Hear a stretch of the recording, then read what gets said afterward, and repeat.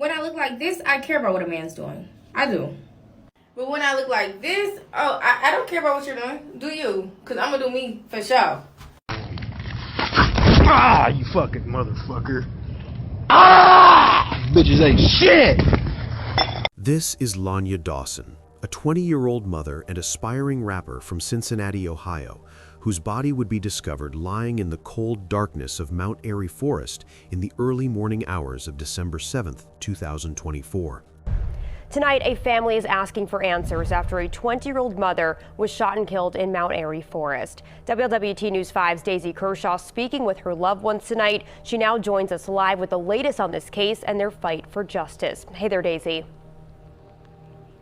Rachel, Laniah Dawson's family says she was a loving older sister, a mother, and a caring friend to all. Just after midnight on Saturday, Cincinnati police say she was shot and killed and left in the forest. She was a beautiful person and a beautiful soul. She kept us laughing all the time. And I would do anything in the world for her. Grief weighs heavy on the family of Laniah Dawson. It's just too much. Just before 12:30 Saturday morning, Laniah's body was discovered on Trail Ridge Road in the Mount Airy Forest.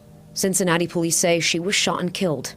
The person who pulled the trigger taking off. I just remember the screaming, her yelling, Laniah is dead, is dead, is dead, and it just keeps playing over and over and over in my head. Because she did not deserve this, to be shot in the head and left in the cold and left to die. Her mother, Nyresha Dawson, now mourning her little girl, mourning the future that was stolen from her. She still had a whole life ahead of her. Laniah leaves behind a 1-year-old daughter. She's been saying, mommy, mommy, mommy. And they do need to find justice for her because it's not fair for her child to grow up and not have justice. When she grow up, she's gonna have questions and we need to have answers for her. Right now, they're still left with those questions. Laniah's loved ones praying they won't go unanswered. We need someone to speak out. Think about it as if it was your family member, your daughter, your sister, your brother, your auntie, your uncle, someone that you love. Think about that.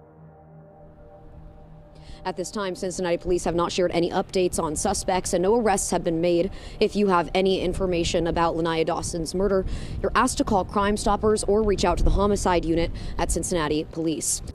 She was found with a fatal gunshot wound, alone on a desolate trail typically closed to vehicles at night, with evidence scattered around her that would tell investigators a chilling story about her final moments. But who was Laniah Dawson before that December night, and what led her to that isolated forest road where her life would end? To understand the tragedy that unfolded, we need to go back to April 18th, 2004, when Laniah first entered this world. Part of me just never understood why the fuck I get the baddest karma ever. Like, I don't even know how it be karma because I genuinely don't be doing shit to nobody. I really am a good ass person. Like, I fed a homeless dude, got him and his friend's son a drink, bought him some food, got him a lift to wherever the fuck they had to go to, some shelter and everything, and bought them some clothes. Like, and then same day, I lose my car, I lose my man, lose my job. Who the fuck was I helping? Serial killers? Rappers? Who? Who the fuck was I helping? Who? Fuck? The Ku Klux Klan? Born and raised in Cincinnati's Evanston neighborhood, Laniah grew up in a tight-knit community where everyone knew each other's names and families looked out for one another. Her grandmother, Janet Crenshaw, would later describe her as a beautiful person and a beautiful soul who kept the entire family laughing with her infectious personality and quick wit. From an early age, it was clear that Laniah possessed something special. She was the life of every gathering. And as Laniah navigated her teenage years and entered young adulthood, she discovered a passion that would become central to her identity: rap.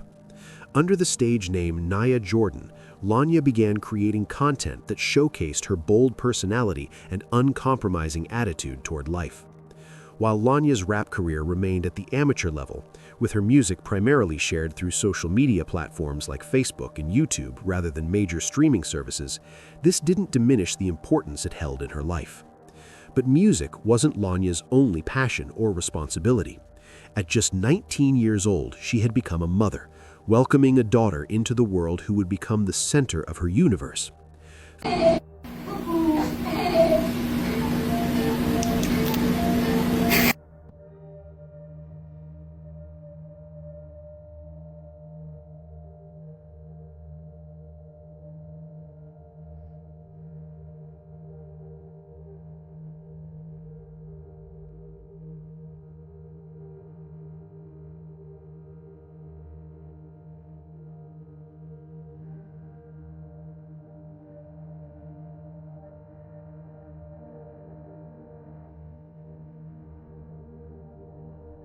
Family members consistently described her devotion to her 1-year-old daughter, noting how Laniah balanced the demands of young motherhood with her personal dreams and ambitions. The Evanston neighborhood where Laniah called home was, like many urban communities, a place of contrasts. It was an area defined by strong community bonds and families who had lived there for generations, but it was also a neighborhood that wasn't immune to the violence that plagued many parts of Cincinnati. Yet, according to everyone who knew her, Laniah had no known conflicts or enemies, no ongoing disputes that might explain what was about to happen to her. She was simply a young mother working to create a better future for her daughter while pursuing her passion for music and maintaining close relationships with her extended family.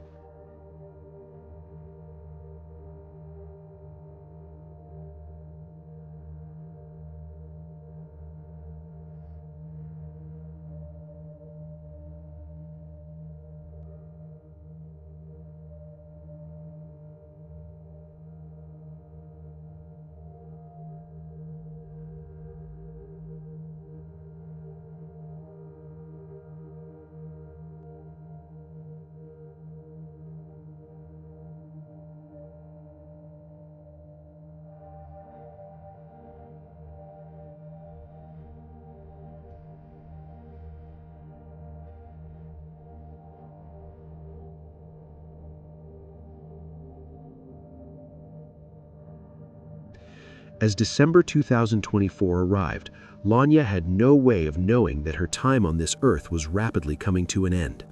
On December 6th, she went about her day like any other, exchanging text messages with her mother, Nyrisha, and tending to her responsibilities as a young mother. The texts between mother and daughter showed no signs of distress, no indication that Laniah was worried about anything or felt threatened in any way. There was certainly no mention of any plans to visit Mount Airy Forest, the sprawling natural area that would become the site of her death just hours later. A woman's body is found in Mount Airy Forest. Cincinnati police responded to the area after her body was seen laying in the street on Trail Ridge Road, south of Oak Ridge. Police identified the victim as 20-year-old Laniah Dawson. Investigators believe she was shot to death. If you have any information about the shooting, you're asked to call Crime Stoppers. Again, that number 513-352-3040. Mount Airy Forest is Cincinnati's largest park, encompassing more than 1,400 acres of wooded trails, picnic areas, and natural beauty. During daylight hours, it's a peaceful retreat where families gather for outdoor activities, where hikers explore winding paths beneath canopies of trees, and where the city's residents can temporarily escape urban life. But at night, particularly in the more remote sections of the forest, it becomes an entirely different place. The trails that seem inviting in sunshine become dark and isolated after sunset, and the lack of street lighting or surveillance cameras creates pockets of complete darkness where anything could happen without witnesses. Just after midnight on December 7, 2024, Cincinnati Police Department officers received a call. Someone had discovered an unresponsive person on Trail Ridge Road in Mount Airy Forest, and patrol units were being dispatched to the location immediately. At approximately 12:28 in the morning, officers arrived at the scene and found, lying in the roadway of the desolate forest path, the body of a young black woman. She had been shot, and Cincinnati Fire Department personnel who arrived shortly after the police would pronounce her dead at the scene. That shit, man, waffles good as Fucking fuck. red cars part 2. I'm starting to think it's a sign. Someone found the body of 20-year-old Laniah Dawson, also known as Naya, not too far from here at District 3 headquarters, lying on the road in the middle of Mount Airy Forest. Police responded to a call for an unresponsive body in the park at about 12:30 Saturday morning, and officers declared Dawson dead at the scene from gunshot wounds. It's not clear if she died there or elsewhere, with her killer moving her body into the park. Dawson lived across town in Evanston. I spoke to her grandmother there this morning. She didn't want to go on camera, but did confirm Dawson had a 1-year-old child. But the grandmother didn't want to talk more because of the stress this has caused for her and the family. Her cousin, Jariah Crenshaw, provided us these pictures. Dawson's Facebook page indicates she was an amateur rapper and that she did have that young daughter. Dawson had been due in court today on a misdemeanor theft charge involving merchandise from an area Walmart, Police are not saying anything about a motive or any suspects in her death. The killing was Cincinnati's 69th homicide so far this year. According to CPD stats, that puts the city 2 above where it was at this point last year. The initial response from law enforcement focused on securing the crime scene and beginning the painstaking process of collecting evidence. What they found in those first hours would prove crucial to understanding what had happened to Laniah in her final moments. Early media reports, perhaps influenced by the location where her body was found, suggested that Laniah might have been killed elsewhere and then transported to the forest to be dumped. It's an assumption that makes sense on the surface. After all, who commits a murder in such a remote location when countless other places might seem more convenient? But evidence discovered on December 13, 2024 would completely change that narrative. Crime scene investigators had recovered something significant from the area surrounding Laniah's body that told a very different and far more disturbing story about what transpired on Trail Ridge Road.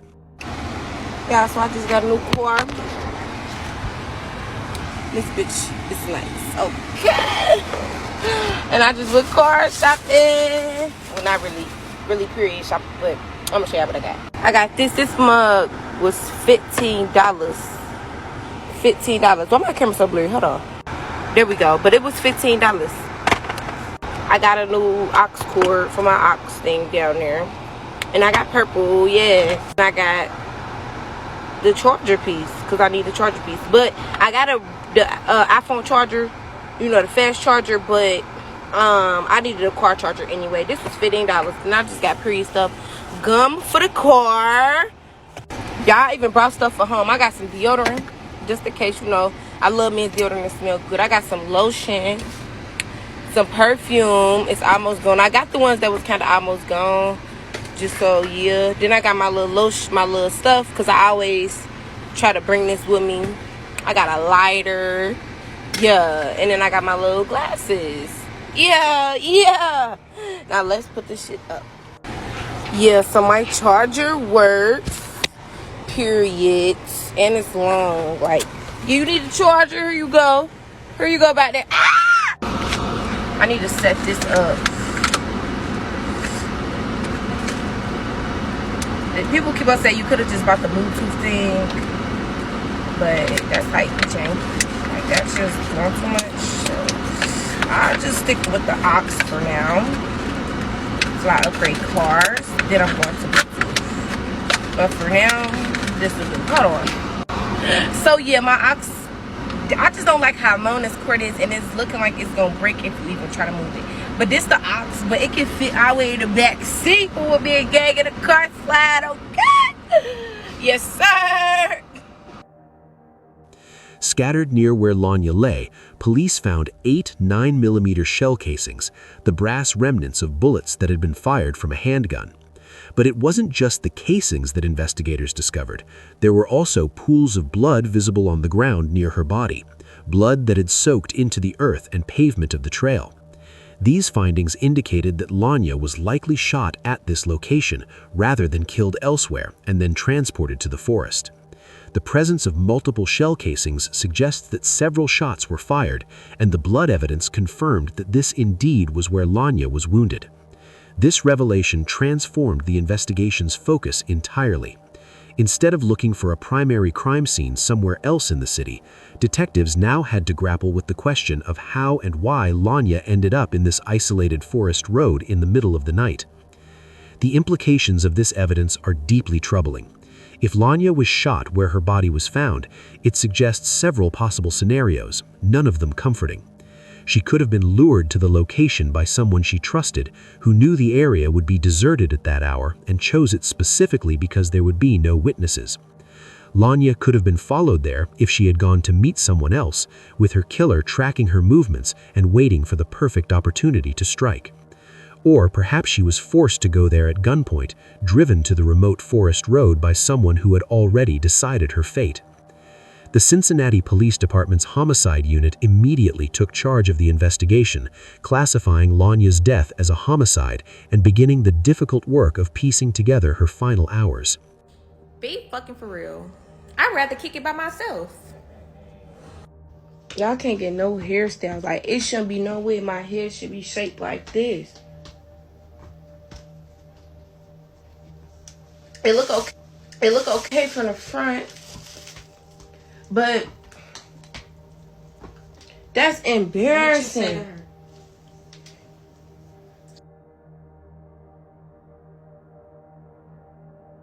Detectives would need to trace her movements on December 6th, determine who she had been in contact with, and figure out what circumstances could have led her to that forest road.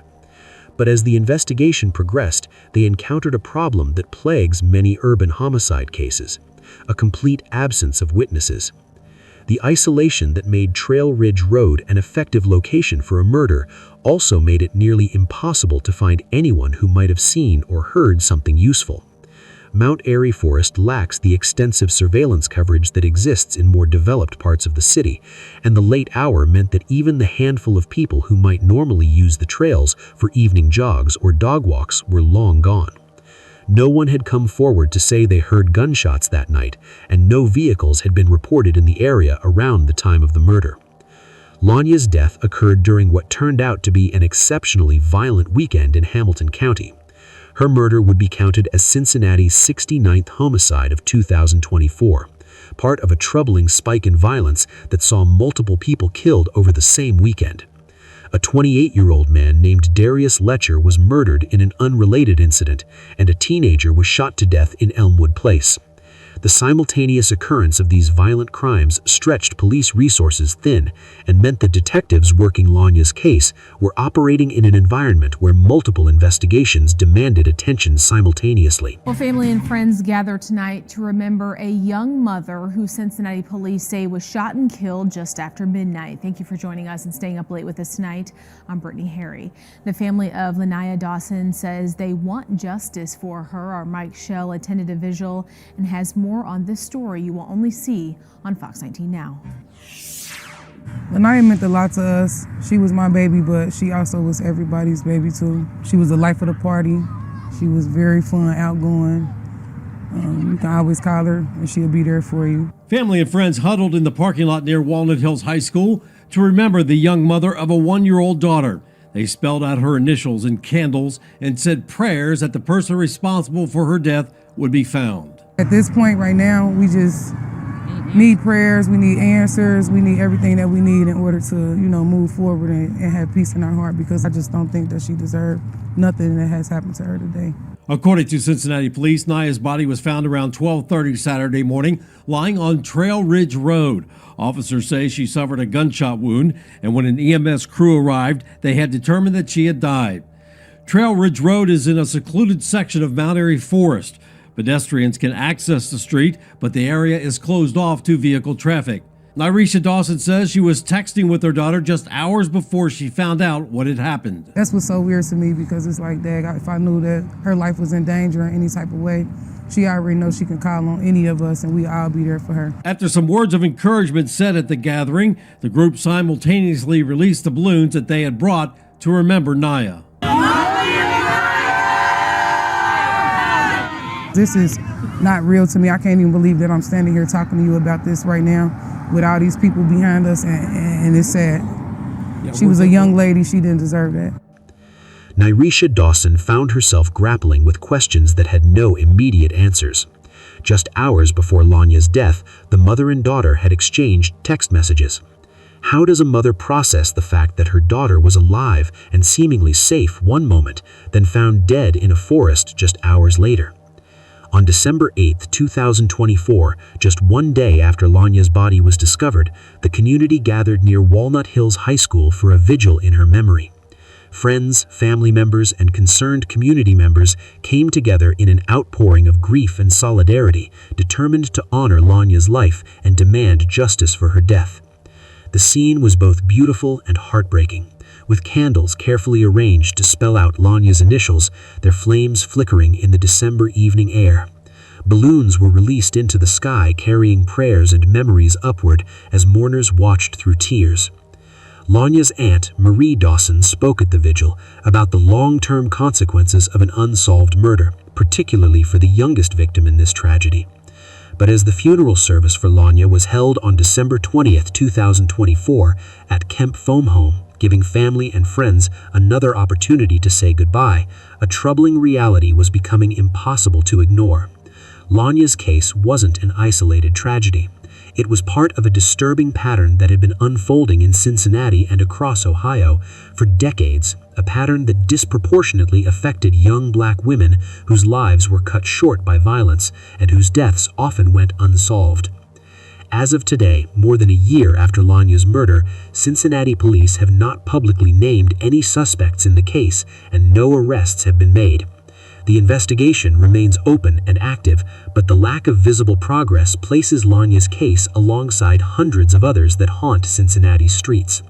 The city faces the daunting reality of more than 400 unsolved homicides, some stretching back to the 1940s, each representing a life lost and a family left without closure. They say they don't fuck with me, but I say they can't fuck with me.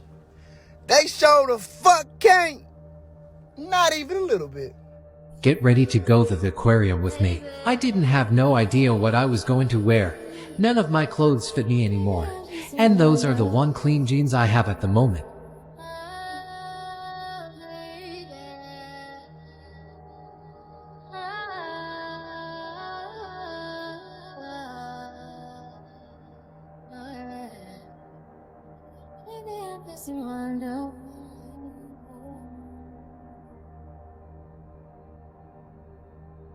I just went with this.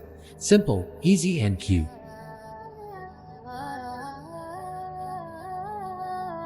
Had fun like a big-ass kid.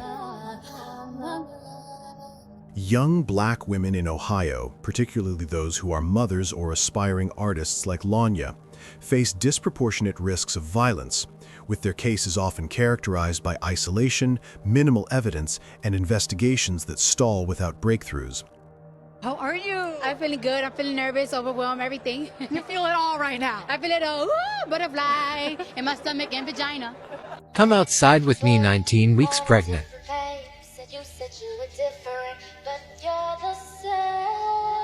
Went to get some stuff I was craving.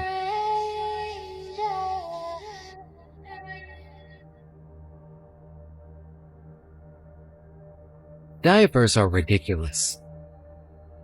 I had to run from over there. Thanks, Wick. Now time for doctor's appointment. Bodies discovered in parks, forests, and rural locations complicate investigations due to environmental degradation and lack of surveillance, while witness reluctance rooted in community distrust and fear of retaliation further hinders progress. Phaedra, when was your due date? And it was July, but this baby getting ready to come up out of here. I'm a pretty bitch. Yeah. Because my aura is that. My confidence is that. My self-esteem is that. You know? And I don't think that, like, pretty is face value. I think it's what you bring to the table. And your spirit, and your mind, and your mental. In March 2006, just 18 years before Laniah's death, another aspiring rapper met a similar fate in Cincinnati. Jason Wynn was a 22-year-old father of two with a third child on the way, a hard-working artist who had been signed to a local label and was pursuing his musical dreams. After walking his family to the bus stop one morning, Jason was held up and shot behind a church in Avondale. He collapsed on the street, another young black artist whose life was stolen by gun violence. More than 15 years later, despite the shooting occurring in broad daylight on a city street, Jason's murder remains unsolved. No witnesses have come forward, or if they have information, they've chosen to keep it to themselves out of fear or distrust of the system meant to protect them. Okay, I'm about to show you how I get the glue out my hair with oil. Like that cap. Okay, I already had washed my hair before. So yeah. I just put the oil in my hand, rub it in my hair. It just instantly came out. Like, it was not even no hair. That red hair, not mine. But that little bit of hair that I showed, that was it. That's all that came out. So I washed my hair with the men's shampoo and conditioner combined. 2-in-1. Don't talk shit because I ran out. But y'all, that felt so good. Like, oh my God. Y'all don't even understand. It felt amazing. Like, woo. Yeah, I see my titties sagging like somebody's grandma's, but it's okay. Shut up. I'm getting a breast reduction. My mama told me it runs in the family. Shit, that sounds sad. But yeah, I don't look at what's behind my ears. Marker, don't even talk shit. So yeah, I'm just, getting that out. Then I kind of dried it a little bit so I could put the oil in there and then get the glue out. So I used a small little comb, the littlest comb you can find. You can use something big, it's up to you. But in order to get it out, I just put the oil in there and I instantly comb. It came right out, y'all. Yes, it came right out. Y'all should go use that oil, literally. This is how it looks. Yeah, with most of the product out. Still got my edges, thank you, Lord. Still a little missing on that side. But yeah, it's still some more in my hair, but I just didn't feel like getting it out. So yeah. The parallels to Laniah's case are impossible to ignore. Both were young artists trying to make something of themselves through music and left behind children who would grow up without a parent. They were killed in Cincinnati, and both of their murders remain unsolved despite police investigations. The fact that Jason's case has gone cold after 15 years raises haunting questions about whether Laniah's family might face the same indefinite wait for justice. In May 2013, 19-year-old Taylor Robinson disappeared from her job site in Akron, Ohio. Taylor was a student and home health aide with no history of trouble, a church volunteer who by all accounts was living a responsible life. By the following morning, her phone was off and she was nowhere to be found. Her skeletal remains were eventually discovered in Cuyahoga Valley National Park, her body left in a wooded picnic area. Investigators believe she likely knew her killer, possibly an ex-partner, but despite evidence of foul play, Taylor's murder remains unsolved. No cause of death was ever publicly released, and no one has been held accountable for taking her life. Between 2014 and 2015, the small city of Chillicothe, Ohio became the center of a mystery that captured national attention. A series of young women ranging in age from 20 to 38 began disappearing or turning up dead in rural areas surrounding the city. Tamika Lynch, 30 years old, went missing in May 2014 and her body was later found in a creek. 27-year-old Charlotte Trago vanished and has never been found.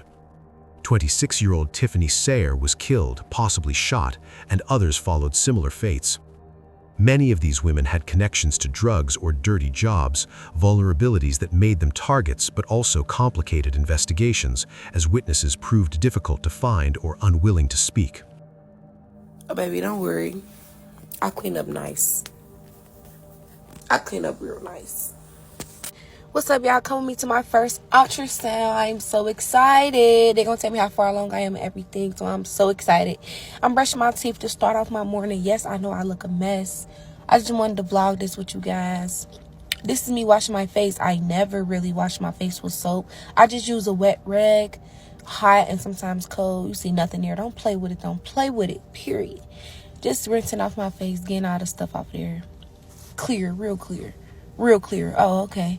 Had to double back. Yeah. Don't play with that. Yeah, you see that bump. Fuck all that. But yeah, I'm looking real cute. I'm using Vaseline for my face mixed with that and also that. I just use a little bit of each and I put it on my face. And my face be feeling and looking so good, so clear, a little oily, but real good. You know, I don't play with the Dove. You gotta use the Dove. And then I started on my hair. It was just so much. It was cool. I had flat ironed my hair, oiled my hair so it looked a little thin and stuff. The night before, so it looked a little thin. So I put Gatsby spray all around my hair, just brushing it all up, just trying to figure it out. It just looked at a mess. I looked at a mess. Then I'm all serious and shit, like, girl, fix your face. Y'all see my breasts is getting huge. This makes no sense. They saggier than sag. But yeah, hair was done. This was just my outfit. Had on something real comfortable, real simple. I wasn't going nowhere, but back in the house afterwards. So I'm in the car, had to shower, perfume I used, period. And I thought I was cute. Like, girl, calm down. The bun wasn't bunning. So as I'm on my way, my motherfucking tire was flat. So my man had to put air in it. Thank you, Lord, for a man. Amen. So he put air in the tire. While he doing that, I'm like, it's stankier. I had to spray some of the Versace in there. I ain't need me to do all that. but my spray bottle had broke with my, car freshener in there, so had to use that, period. Stopped at my house to grab my my insurance card or whatever. But yeah, I was playing with the dog. He grabbed me some snacks. Car dirty as hell. End up making it. I was so happy. I was rushing. Like, we were literally rushing because we didn't want to be late. He just so ratchet. Pull the pants up, boy. In there, did a pee test sample. I was so excited. Signing papers, waiting. Oh my God, I was waiting for so long. Signing hella papers and shit. They told me to take my clothes off. I'm like, what y'all finna do? As I wait naked, I'm eating this shit. Like, I couldn't hold it. I had to eat. So they end up doing some little stuff, If you know, you know. Signing more papers and shit. This is the baby. And she's showing us everything. I was so excited. So I am 11 weeks. Well, actually 10 weeks and 6 days. But fuck all that. I'm 11 weeks, bitch. Don't play with it. Don't play with it. Come on, baby. Don't play with it. Hey. Despite a massive multi-agency task force involving the FBI and State Bureau of Criminal Investigation that reviewed 574 tips, several of these cases remain unsolved. No serial killer was ever confirmed, though the clustering of deaths and disappearances suggested possible connections. Even cases that are eventually solved reveal disturbing patterns. Samuel Little, now confirmed as America's most prolific serial killer, confessed to 93 murders across the country, with more verified. Among his victims were black women in Cincinnati, strangled and dumped in wooded areas. Annalise Stewart was killed in 1981 and left in the woods near Grove City. Another unidentified black woman, described as slender with short hair or a wig, who lived in Cincinnati's Over-the-Rhine neighborhood, was strangled in the 1990s and her body left near a billboard. While investigators eventually matched Little to Stewart's murder, the second Cincinnati victim remains unidentified and her case unsolved. Little specifically targeted vulnerable women, particularly those involved in sex work or struggling with addiction, knowing that their disappearances would generate less attention and fewer resources. He was right. For decades, he killed with impunity, moving from city to city, leaving a trail of bodies in wooded areas and isolated locations. The fact that one of his Cincinnati victims remains unidentified decades later speaks to how completely some victims can be erased, their deaths uninvestigated, their identities unknown, their families potentially still wondering what happened to them.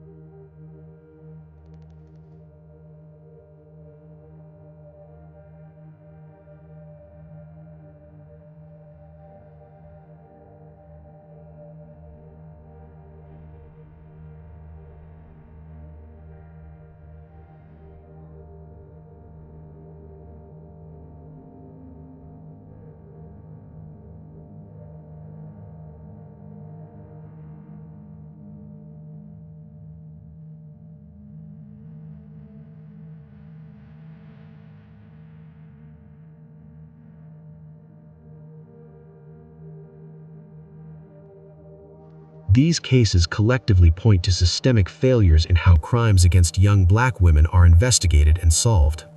National data shows that unsolved rates for black women's homicides exceed 40%, significantly higher than rates for white victims. Authorities continue to urge anyone with information about Laniah's death to come forward, emphasizing that even details that might seem insignificant could prove crucial to solving the case. But the bitter truth is that in cases like Jason Wynn's, which remain unsolved after 15 years despite occurring in a city street in daylight, the passage of time can work against justice. Do you think Laniah's killer will eventually be found? Let me know in the comments section. Click on one of the cards on your screen to see more videos like this. What's up, y'all? So come do my hair with me. My man bought me a wig for Valentine's Day, so I said let me put it on. I had just washed my hair. Yeah, you see it, don't play with it. Curls for days, don't play with it. Curls for the girls. I had just washed my hair and stuff, blow dried it and everything. My hair has grown so much. If y'all know, y'all know. Real life, my hair has grown so much. Started on my first 2 braids. I really took my time with this. Like, I really never take my time on the braids. I took my time with it. So this is me starting on the wig, bleaching it. I don't know what I'm doing. I'm not a pro. I know Gatsby spray works, so I put Gatsby spray on there. You know, I think I put a little too much because it got real hard after I blow dried it. I don't know if I'm supposed to blow dry. I don't know nothing. I'm just doing what it do. So I put the gloves on and shit because, you know, just to be safe. That shit was toxic as fuck. I don't know what that is. I had it in the house, so I used it. I know it's supposed to bleach it. Bleach the knots or whatever.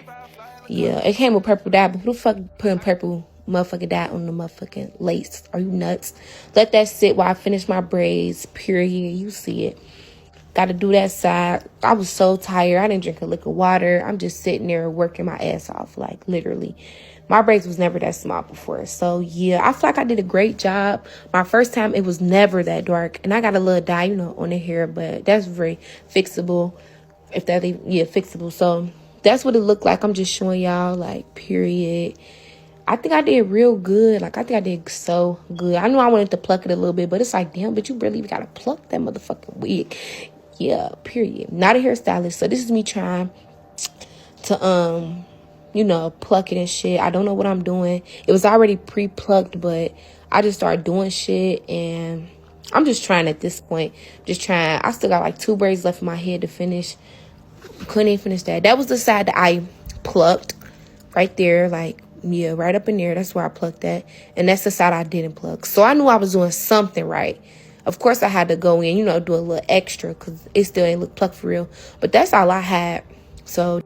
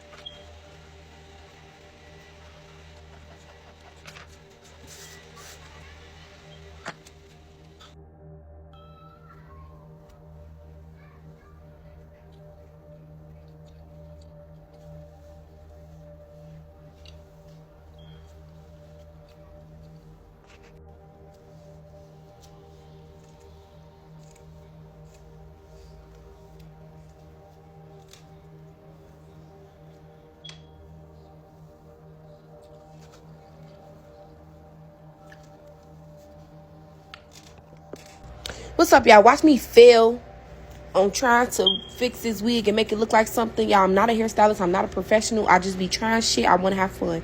So, first of all, it's crunchy. It's real crunchy. I'm looking dumb. I have S's all over my shirt. Don't even know why. Trying to do creative shit, look dumb. Motherfucker shower curtain raggedy as fuck. Shampoo bottle not even filled all the way. Gotta scrub the fuck out of that to get that shit out. And a bitch that scrub. Squeeze, bitch. Squeeze. So, first of all, I fucked up by doing that shit like a motherfucking shirt. Why would I ever be doing that motherfucking hair like that? And then think that shit was gonna get nappy as fuck at the end. Just watch this shit. I really need to go to motherfucking hair school because this is unacceptable. Yes, I'm using every cuss word that my mama taught me. I was doing good right there or whatever. Nope, I fucked up. Like, why would I do that? The water not even dirty. Like, what was my point? It ain't even that bad. Like, what was my point? Then that, I don't even know what that's like for blonde. Well, it's for color hair, I guess. And I wanted to try something different. It was conditioner, shampoo, 2-in-1 or whatever the fuck may be. Or, it was, I don't even know, y'all. It was in the bathroom. I wanted to try it. Y'all, I don't know. The hair was raggedy. This wasn't like no regular hairstyle. Then it was leaking all at the top and shit. Like, oh my God, it was leaking at the bottom, bro. Like, it was just crazy. Like, see how to put the aluminum foil back. See, now, I don't know what I thought I was doing, but I just thought I was doing the right shit. But I guess motherfucking not. You see that shit? I should have stopped right then and there. I kept going thinking I was doing it right. I don't know what the fuck is in that motherfucking water, but I didn't give a fuck. I said, fuck it. Put the shit in anyway. So I just found the 2 dyes I could find, and I put the motherfuckers in there. I don't even know how the fuck they gonna look. I'm just trying shit. So I put them motherfuckers together. I put them in there. I put mass of that in there, of course. And then I put a little red in there. I don't know what the fuck that little drop was gonna do. The fuck? Okay, damn. Like, what you trying to do? So, mix that motherfucker up. I don't know what I thought I was doing with the fork. I don't know what if I even grabbed a fork. It's still shit all in the motherfucking water. Then the wig crunchy as fuck. Look at the wig. Oh my God. I didn't even comb the wig out before I set it in that nasty ass. Oh my God. Before I set it in that nasty ass dye. I just got my fingers all in it. Motherfuckers know the water not even hot yet. Like, oh, then look at this. Y'all, what the fuck is this? Like, what the fuck is it? Like, what did I do? What did I do? I failed miserably. But it did come out good, but the hair is still raggedy as fuck. It's not good hair at all.